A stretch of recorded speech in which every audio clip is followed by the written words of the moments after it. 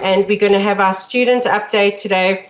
So I know that Pule is feeling a little bit, ready, but also nervous. So I've said to Pule Moketsi that, we're here to help as an audience. We're here to actually offer, advice and guidance and all those sorts of things. On his topic is systems thinking analysis of the South African defence industry, a national asset. So really a fascinating topic. Today, we decided that there's a topic that I actually have been wanting to present on. So I'm going to do the debate and my topic in one because it's a topic, and I'm glad to see Dr. Lloyd is on because it's a topic that I know is also close to your heart. But it's something quite fascinating, and I'm dovetailing it with two aspects. So let me start off by introducing myself. My name is Dr. Marla Koonin, for those of you that don't know me, and I'm the Executive Dean, Strategy and Stakeholder Management here at the Da Vinci Institute. But as an academic, my own background is very much about connections. My areas in my PhD are around organizational communication, the way that we co-create, because obviously I've got to introduce myself as a speaker, but my areas of interest lie in the whole construct around how, as individuals and as organizations, we actually build our identities. And what we do with those built identities is that they are influenced by society and societal factors and our whole ecosystem that plays a role. So, for example, people say that culture doesn't influence us. I believe that both organizations' cultures as well as our own individual cultures collide and impact. And when an organizational identity and an individual identity have synergy, I really believe that work performance increases. I believe that people have a far better work-life balance, that they're able to enjoy their role and be more productive in organizations. But sadly for me, we seldom look at universities and as those type of organizations as functioning organizationally. It's almost like with schools and universities and colleges, we almost give people free license to not have to see them as a business because many are, for example, government funded, etc.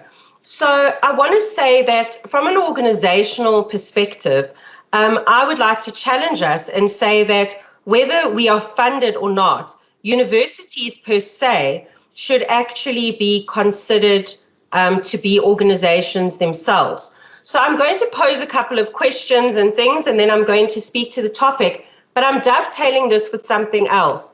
And that is that this last week we had our Laureate Awards at the PhD graduation. And I'm sure many of you saw that our laureates included Professor Sabona Isaac-Bari, who is only 9 years old. And on the other spectrum, the Honorable Dr. John Carney, the playwright, who is somebody who also has really used connectivity to join people and connect people. And one of the things in Prof. Bari's book, and that he speaks about extensively and was actually the front page on News 24 today, or actually yesterday, if you, depending on the time that you look at News 24, they do theirs from the evening. So he spoke about the fact, Prof. Bari, on speaking about his Da Vinci Laureate Award, by saying that we need to, and I quote directly, we need to look at how our education is filling our students in general. Our education is fundamentally broken because we do not teach our students the art of being creative. We do not teach our students to be imaginative. So when I said I want to dovetail some things today with you, it is that I really want us to delve into the purpose of universities and also this construct around that creativity as well as creativity and inclusivity and all of those type of areas, love and understanding around being imaginative are things that somehow we lose at a very young age. And he's saying, as a young professor at 9 years old only, that it's schools that are actually deterring this, and particularly in the maths and the sciences. And I want to pose something else around the purpose of a university and to say to you that in some ways, I think that we're losing the purpose of what a university is about, and that is about seeking truths, the pursuit of knowledge and those type of aspects. So I'm first going to just give you a little bit of my thoughts around this and some background, and then I would love to engage with you. As I said, and for those of you that have just joined, unfortunately, our guest speaker's daughter was in a serious car accident, Mrs. Jasmine Pillai's daughter, so she was unfortunately unable to join us. And she has asked us to extend her apologies, and we obviously extend our wishes to her daughter's recovery. So I'm doing a presentation today, and I'm basically talking about the purpose of universities. And so I want to say there was a very interesting discussion from Professor Jonathan Hart, and he spoke about the fact that he says, imagine someone had a knife, and they told you that this is a great knife. The only problem is that this knife cannot cut anything. So the answer is obviously then it's not a great knife. So I think what I'm really trying to get at here is it doesn't matter if our buildings stand and if we've got qualifications registered. If we are missing the purpose of our schools and of our universities, then we are missing out on something fundamental. And I want to pose a challenge today that I think one of the things we're missing out on is what Aristotle spoke of as telos. Do any of you know what the Greek Aristotle's meaning of the word telos stands for? It's speaking about the purpose of something. And I'm saying that the purpose of higher education is actually supposed to be an arena where we seek aspects of our own truth, where we discover, where we explore, and that you actually learn to present arguments and receive counter arguments in this pursuit of your own journey, critical thinking, creative thinking. All those aspects lend themselves to us being able to present and receive counter arguments. And so I really am of the opinion as an educator myself that often our qualifications and our school syllabi lack creativity, and they lack the ability to force people to use their imaginations. So I spoke earlier about Prof. Jonathan Hart, and I wanted to say something that he said. He spoke about the fact that we often prioritize comfort over the pursuit of truth, and universities are ignoring their purpose. Higher education should be an arena of open inquiry and free expression where ideas are exchanged, tested, and scrutinized. A liberal education should be an invitation to be concerned not with the employment of what is familiar, but with the understanding what is not yet understood. So apologies, that was quoted in his article, and it was actually by the philosopher Michael Oakeshott. And I think for me, I want to say that we shouldn't want to feel ideologically safe at a university or in an environment of higher learning. We should want to feel safe emotionally in the sense of that we are able to express ourselves and we're able to express our opinions and we're able to be strong and we're able to put our boots on for learning. But that we're able to actually understand the social repercussions of our discussions and debates, because I really believe that if universities fail to achieve their purpose, there are massive social repercussions for the new generation of students coming out of universities, because it's not just the academic calibration that is lost or the academic gravitas, but it's actually the ability to pursue and prioritize critical thinking. So I think that too often we're trying to bring comfort and we look at things like book learning or rote learning and spoon feeding, etc. So when I engaged last week with Prof. Bari, and he spoke about this whole concept around love, imagination, and creativity. It's fascinating when he says, when I was young, and you look at him and you think, well, you are 9 years old. But he speaks of the fact that when he was very young and sitting in his cot, and he was watching his father, who was a security guard and studying at the time at night as a math student, he would see all these equations being written on his father's blackboard, which was obviously in the room where his cot was. And he said to him, it looked like art. It was magnificent and fascinating. And then on the other hand, we had Dr. Carney, who said that his parents, spoke to him and said, you better get a real job and then you can act. And he said that without the humanities and without all those areas, what are we as a world? So the question I suppose that I'm posing today, and some of the points that I'm raising, is do we really understand when we actually structure qualifications and we join universities, etc., two things. First of all, that we actually want to have a purpose of growing minds. Because I want to say about scholarly discovery, and the reason I want to say that is in an agile world, in a fifth industrial revolutionary world where nothing is static, how could we ever teach to a syllabus and expect to train somebody for a profession? Now, I'm not negating the fact, for example, that you have teachers and doctors, etc., and nurses, and there are very specific factual things that have to be gained in those professions. But I'm also challenging us as academics and as students of scholarly institutions and as business leaders that if we do not focus on the purpose of universities and we do not gravitate back to the telos of it or the purpose of it, then what are we going to be putting out into the world of work? And those of you that are leading business, those of you that are entrepreneurs and hiring people, how are we going to ensure that we shape the next generation of working professionals? And I want to remind you of the words that I've said before I open for some discussion and debate, and that is, how do we keep creativity and imagination? Because the truth is that creativity and imagination are at the root of something really important, and that is ideation. That is innovation. I said in many of the graduations that people seem to think that innovation is about that you are physically building a product. Well done, you've created the next best thing. That is not what innovation is about. And I've got Brian here, a lot of our lecturers who also lecture in it.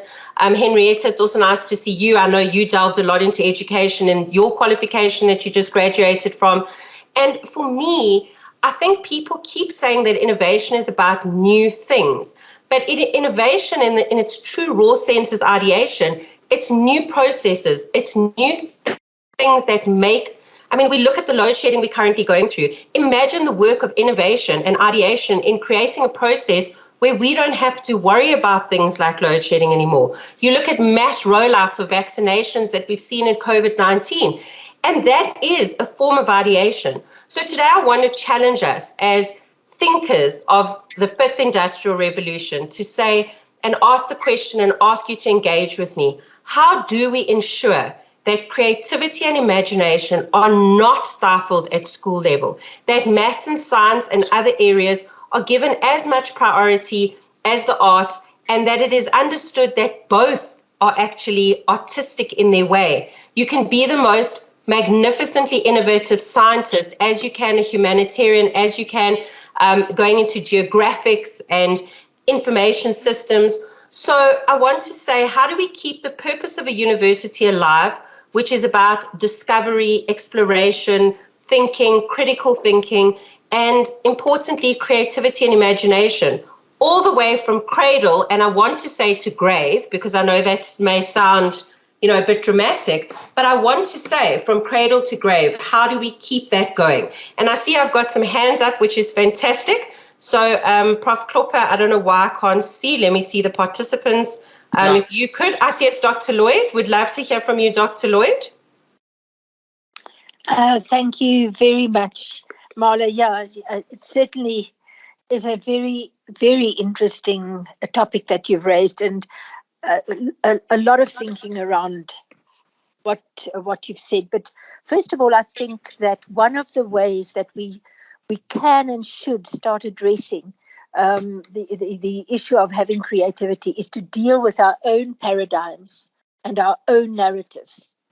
If we look at the huge importance we all put in every narrative on science and maths, and exclude the exciting world of creative, innovative thinking, the arts, all of those things.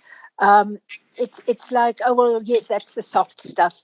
The real jobs lie in science and in technology and maths. And yet, if we look at what the skills are in a world now of work, we have the skills which we would have normally termed the soft skills becoming essential. So we are constrained, I believe, and we have to critically examine the CAPS curriculum and the purpose of it. Is it doing justice to the children at school? Is there room for them to be children, to think, to create, to lie flat on the grass and look at the sky and see the shape of clouds, etc.?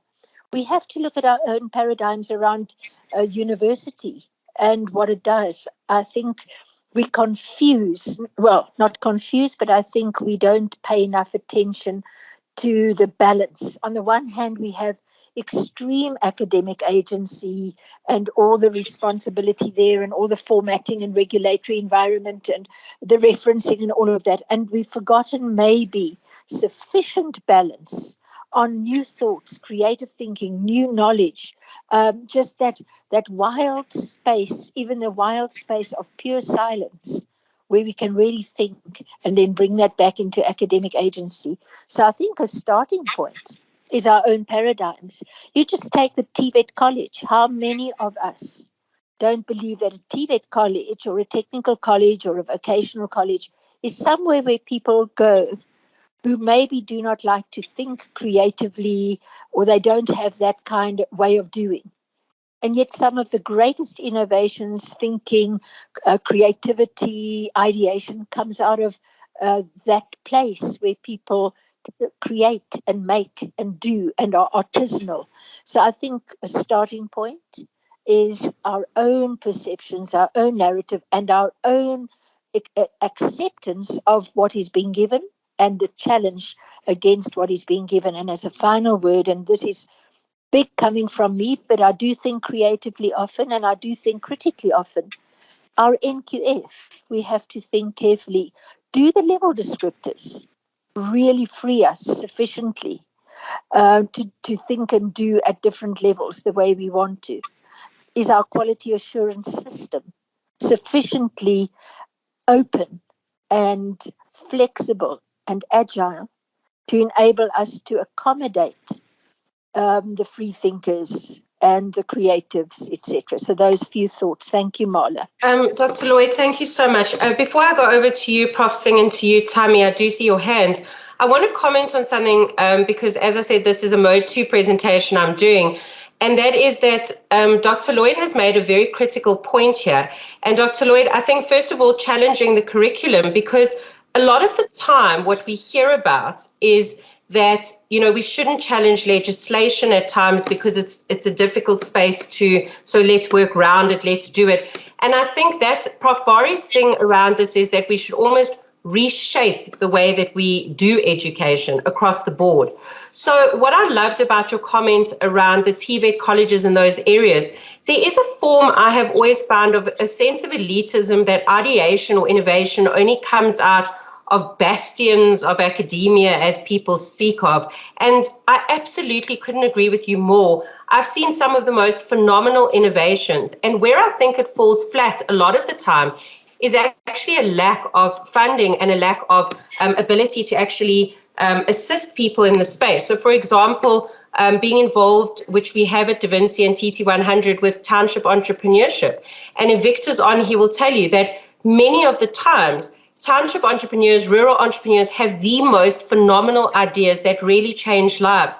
But the lack of actual training towards understanding how to make a business run and how to make it work, and then putting funding into hands of people who haven't had the funding before. And obviously they utilize this funding in a way, some examples that were given to us through some of the governmental agencies was that someone would go out and buy an Amarok Baki or in order to use for the business, whereas they could have bought a 60,000 Rand vehicle, etc. But it was just from they hadn't had before and now they did, and now they were short of the funding, and there were various other ways. And that's why I say that as business leaders, I really believe that we need to be thinking of how people are being trained in various areas. So Dr. Lloyd, I think multiple insights you've given us, and I didn't want to repeat your points, but just to add on some thoughts around them. So thank you for your insights. And your last point about the NQF, I definitely want to say that one of the things, for example, and Dr. Lloyd, I know you will support this, is around MOOCs and this whole concept of building blocks or pieces to education that can actually grow and develop people. And we, for example, at Da Vinci are currently developing a MOOC in critical thinking, because we're saying that it is a critical part of anyone's journey in the world. And I think in critical thinking, if you look at the pedagogy in critical thinking, creative thinking and ideation are some of the most important aspects of debate and critical thinking, because it is about a thought process and it is about ideas and being able to argue. And it goes back to that original discussion where I said the purpose of a university, perhaps, in some definitions and in my own, has always been about a journey of discovery and being able to argue and counter-argue various points in various fields and areas. So I want to hand over now. I see that, Tami, you've had your hand up, and Prof. Singh. So, Tami? Well, my point is brief, actually. How I look at university is also like for people, also, let's say they finish their grade 12, and then the first thing they get exposed to before they even discover what type of career they want to go into is they look for jobs. And then hopefully through that journey, what happens with people is that then they start getting frustrated, which I believe that that is very a positive thing, because that's when they start thinking in terms of, why am I alive, and what is my purpose? So what happens is that people that let's say they're open to suggestions, and they also open to learning, and then also self-discovery, is that they need to actually also understand that we are here to serve one another. So whatever gifts and talents that we have are for service first, and then innovation also just speaks to, for me per se, is like it speaks of the effective ways of actually presenting that service, which will actually benefit mankind. As I have mentioned, that we're all here to serve one another. So it's so a university and somebody's first job experience could actually like serve as, maybe exposure first on how to actually package that which is your purpose, to actually better serve mankind. And then I think you get exposed to in universities that perhaps maybe then that's how they or expose you to fundamentals on how to actually like maybe self-branding, how to be creative, or how to actually present the raw talent that you have to the world. And whereas the job will actually like just teach you how to actually present that talent as either a business or a service, if you never have been afforded an opportunity maybe to go to a university. Yeah, in a nutshell, that's all that I think you've made some incredible points, Tami, and I want to ask you a question, and it's something I ponder myself. And so servant leadership is a concept. I want to ask a genuine question because it's something I ponder myself. Do you think that things like kindness, care towards humanity, service to others, so this concept of servant leadership, do you think it's something we are born with inherently, or do you think it's something that is taught? And I will give you my view on it first and say, in my view, I've seen that too many times people say, what a kind person, but they don't look at the developmental aspects, because I think somebody can be, through seeing others and through role modeling, they can be turned into a kind person. And I'm not saying that inherently, we don't all have different characteristics, but programs at school, for example, that instead of having a system like prefects and leadership, etc., do something around servant leadership. I've seen some schools in areas where what they're embarking on is they are saying that you choose to be part of serving the community. And if you choose that role, you become a leader within the school. But many schools, it's like you have to be good at sport, you have to be good at this, you have to be good at that. So I guess my question is two-pronged. Is servant leadership something that can be taught? And should we be embedding this more at the school and university level when we speak about the three pillars of saying teaching and learning is really important, research is really important, but so is community engagement? So, Tami, it's back to you on that one if you want to answer. But Janet, I do see your hands up. Paul, I haven't forgotten about your question, but anyone else is welcome to engage on this. So, Tami? Okay. Oh, yes. Oh, yeah. Well, my observation basically is it can be taught. And of course, like it also depend on an individual. What are they really exposed to, and what is life to them? Because we cannot really get to a point where we tend to judge people. This is how they need to be. But so some people will actually want to survive certain environments. So they would rather maybe possess a specific character, maybe as you have mentioned, maybe from a mentor or maybe from a role model perspective, but just to fit in. But the truth is that as you grow, now when you start being honest with yourself, you realize that, okay, I'm actually connected to everything that surrounds me, whether I'm conscious of that or not. And then since I am connected, and then now you start picking up where do I want to be, and then like I'm not an island. I also need maybe to be in a team for that matter to actually be effective in that you want to become for your future.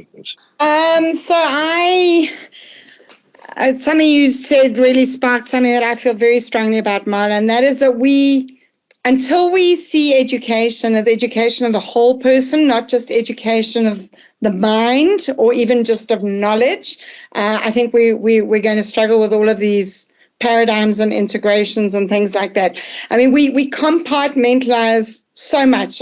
One of my favorite models, and I use it all the time, is Kolb's learning model.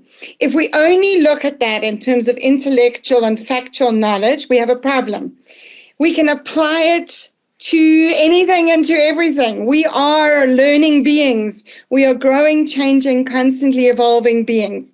And if we look at how we are emerging constantly, I think for me it just shifts so much. One of the frameworks that I use also is it's a simple iceberg model. It looks at people in this holistic frame. It talks about the fact that the deepest part of who we are is our spiritual being, our belief structure, our values.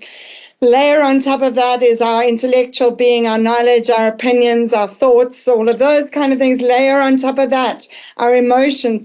All of those aspects of our personhood are under the surface of the water. If we imagine an iceberg, they are inside, they are not visible. What becomes visible is our actions, our performance, our results.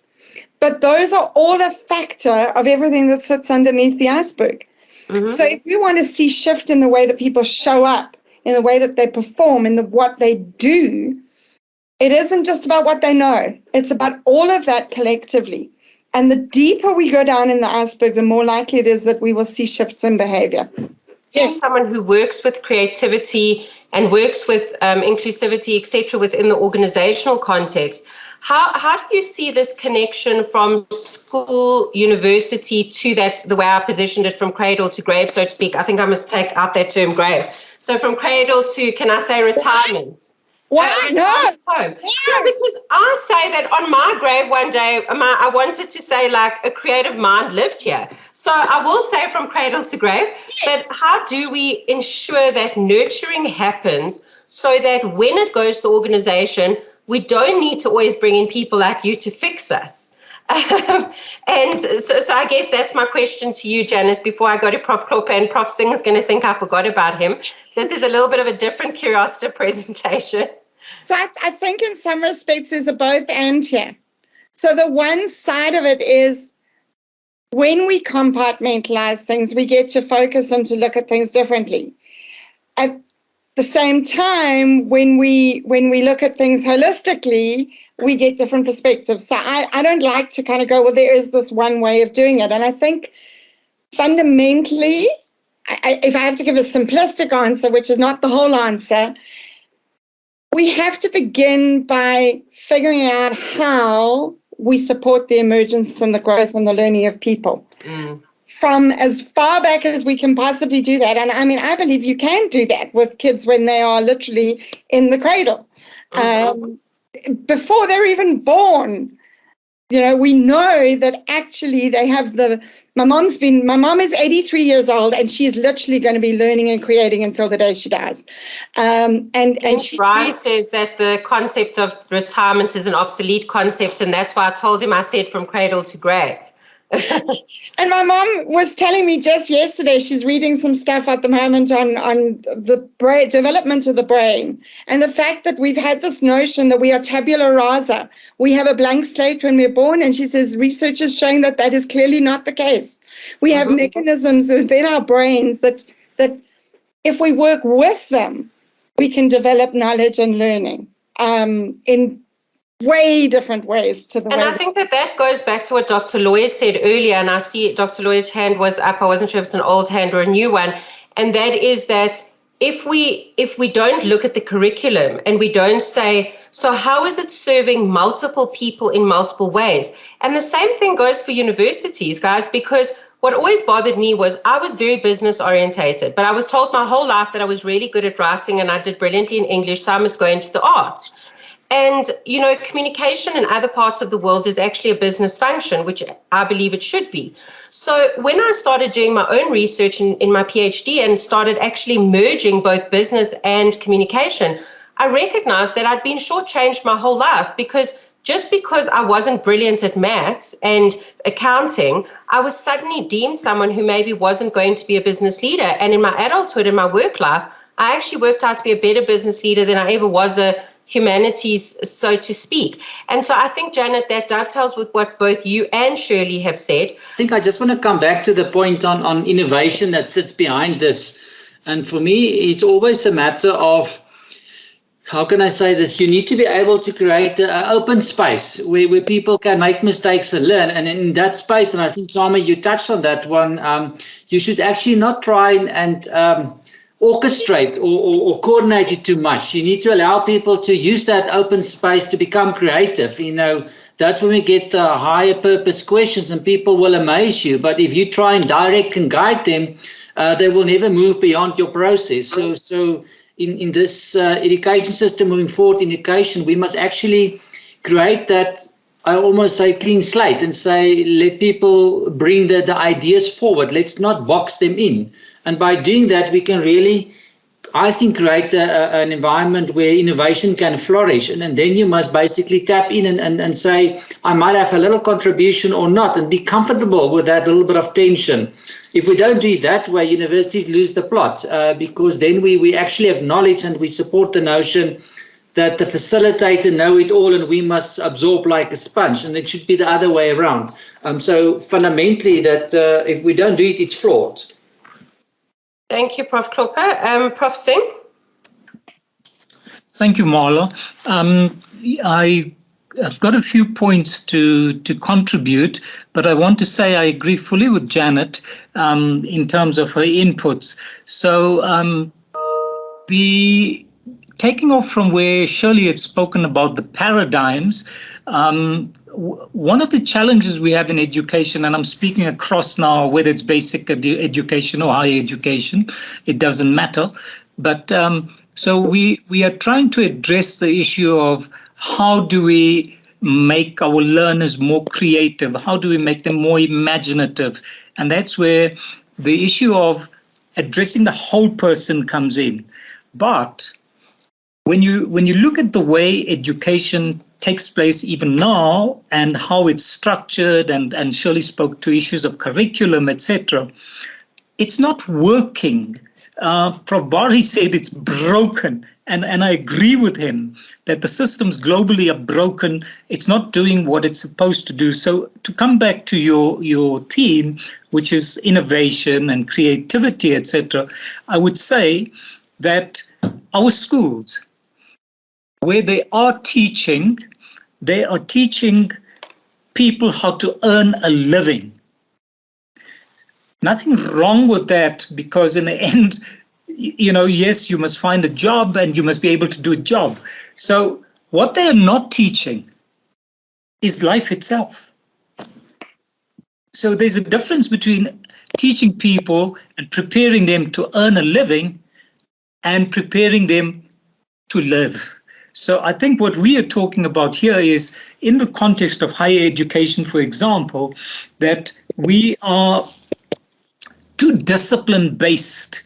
We just want to teach them geography or biology instead of addressing the whole person. And I think that if we look at Da Vinci, what we're trying to do is to say, let's move away from this disciplinarity. Let's be transdisciplinary. And do what we call whole brain thinking.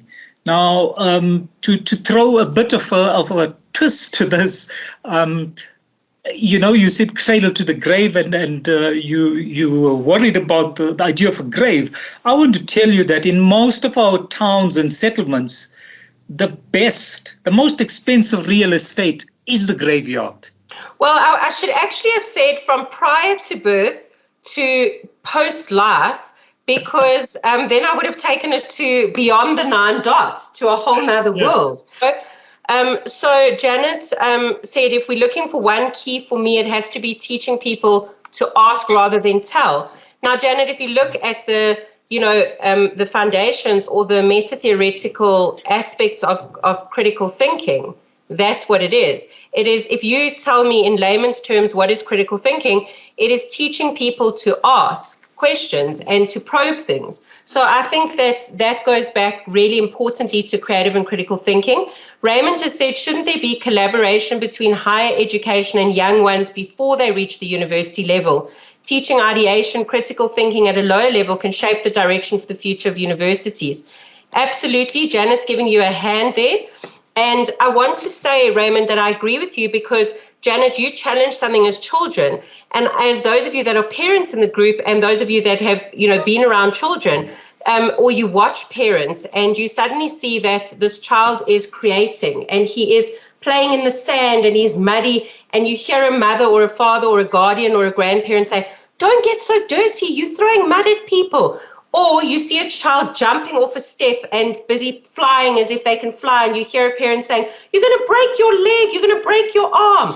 Now, the reality is we're already stifling creativity at that point. And I myself am a parent to a young child, and he's a wild boy, being a 5-year-old, and I get it. It's this instinctive thing. But we mess with creativity in terms of that. When our boys or girls speak about things, I've seen it too many times that are gender specific in the socially constructed reality that we live in.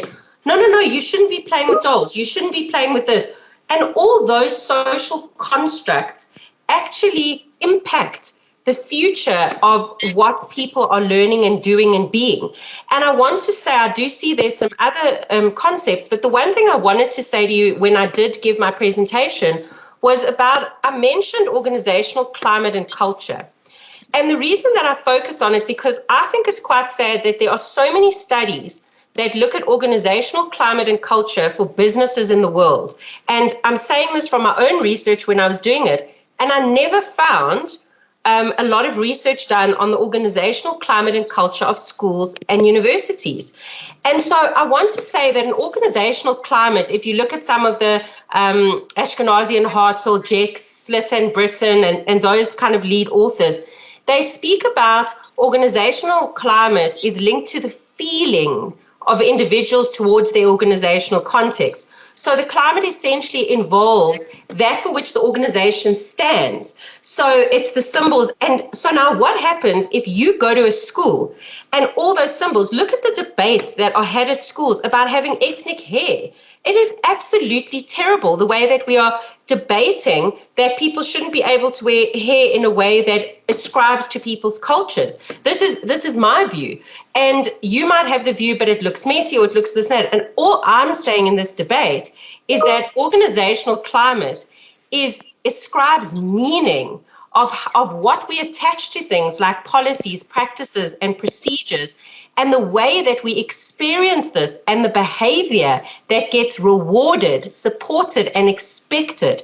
So I'm saying we're so focused on organizational culture, and I want to say that we should also be focused on organizational culture and climate, because a molar climate is the feel of the organization. So it's things like well-being, etc., how positively or negatively the organization is perceived by those in it. And when you look at focused climates, this is the way in which messages are sent from within an organizational context to the employees, to the people about the core imperatives of the organization. And I think too often we don't recognize that teachers are being influenced, lecturers are being influenced, etc. Then we see rebellion from students and from, things like that, and we sort of go up in arms.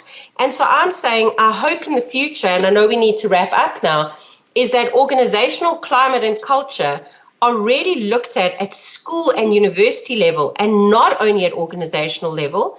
And the last thing I want to say is Janet and a few others stole my closing, which was about the fact that if we are not seeing And I always use you all know that I love the principle of Ubuntu, that I am because we are.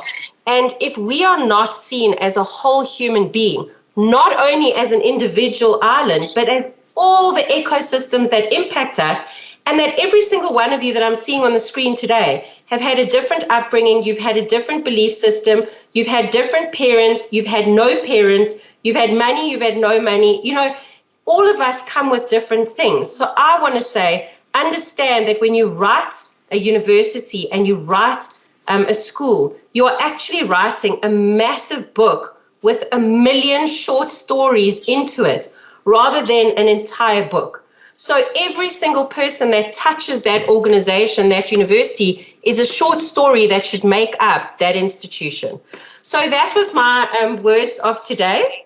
And I hope that you enjoyed it. Henrietta, did you want to make a comment about your banking concept comes to mind? Henrietta? No, it sort of stuck in my head all the way through is, we have this almost, and when we were on education, this banking concept where you have a teacher that just stuffs knowledge into their little student, but it's like a piggy bank. It means absolutely nothing. It's not gaining any interest. And that's what we need to move away from. The teacher needs to facilitate that critical thinking. They need to facilitate enjoyment, is particularly of maths and science, and make them understand where it fits into the world. Because if there's that connection, it becomes that much easier for them. And I think it's true for any subject, really. Yes. So that was all. Yes. I absolutely love that, Henrietta. I'm going to remember that. Speaking about let's not make people piggy banks. Let's not stuff them full. Let's actually let them explore the environment, their ecosystems, and all around. So thank you so much for engaging with me. So I want to say thank you for having a conversation with me. It has been my honor to be able to converse with each of you. I do see your comments. Thank you very much for those. And I think intensely conscious of our messaging, Janet, absolutely every word we say impacts another human being. And even if I use Prof. Bari as an example, seeing people commenting about him and saying, he's not that smart, he's not this. And I told him he needs to stop answering every single person's question because he cannot be an expert in everything. And just because he's a young, been recognized as a young genius, people say things like, oh, well, he can't answer that question. Well, sorry for you, Professor of 400 years. You also can't answer that question. So I just want to say to you, let's be kind to each other. Let's look at love, inclusivity, creativity, and being inquisitive.